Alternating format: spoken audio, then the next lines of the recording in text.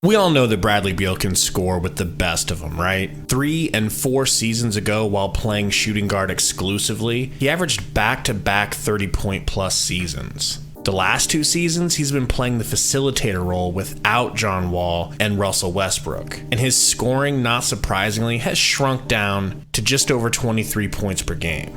But what most people don't know, and I also didn't before I started my research for this video, is that in that facilitator role, Bradley Beal has blossomed into a point guard. Hit the like button and tell me in the comments if you think the Suns need to keep looking for a quote-unquote true point guard. And allow me to explain why I no longer think they need to. I'll be honest, okay? I, like most fans, have not spent a lot of time in recent years watching Washington Wizards games. And I don't think that's a crime. No offense to Wizards fans, but ain't nobody really got time for that. On my main channel, Suns Valley Podcast, my co-host and I have been making videos this offseason discussing available point guards, such as the aforementioned John Wall. Specifically, and for no other reason, then we get bombarded with comments about needing to pick him up. We've contemplated the fit of Rajon Rondo, and of course, Matt Ishbia clearly has a massive basketball boner for TJ McConnell in Indiana. So with nearly no important news to cover during this dead part of the offseason, I decided to get off my lazy ass and research just how good of a point guard Bradley Beal really is when asked to fill that role recently. The truth shocked me. In fact, speaking of basketball boners, I might need a sec to go rub one out to the thought of this stacked Suns roster being led by this secret floor general. Beal played 50 games last season and shockingly averaged 5.4 assists per game. His first season without John Wall, he averaged 6.6 assists per game, and that was with the notoriously ball-dominant Russell Westbrook at point guard. If he were in the exact same role, playing 2 guard in Phoenix, it would likely result in an additional 2 minimum assists per game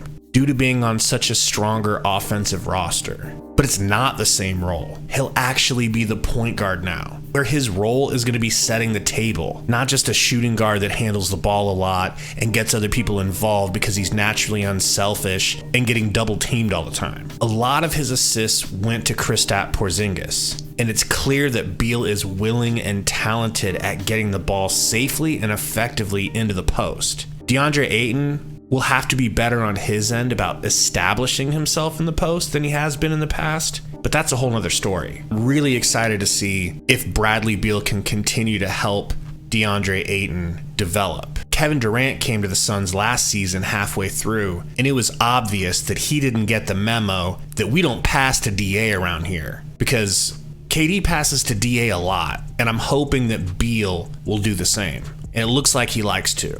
Kristaps went off last season playing off of Beal. But you guys can see in these highlights, his ability and willingness to drive and kick to open 3-point shooters is elite. In Washington, he had shooters like Corey Kispert and Kyle Kuzma, amongst others. In Phoenix, he'll have the best group of shooters to pass to that he's ever seen. Obviously, KD and Booker among the league's best, arguably ever, but also Yuta Watanabe, Eric Gordon, and Damian Lee can shoot the skin off of the ball. Pretty much everyone on the Suns roster can shoot outside of Drew Eubanks and Udoka Azubuike. Seriously though, with this much talent at Bradley Beal's disposal, with his ability and willingness to pass, and due to the fact that the Suns, if healthy of course, are going to be one of the top teams all season with a very healthy winning record, how is he not going to be an all-star guard in the West? People think that the Suns are going to have an unconventional team with a point guard that's not really a point guard until they see what you're watching right now.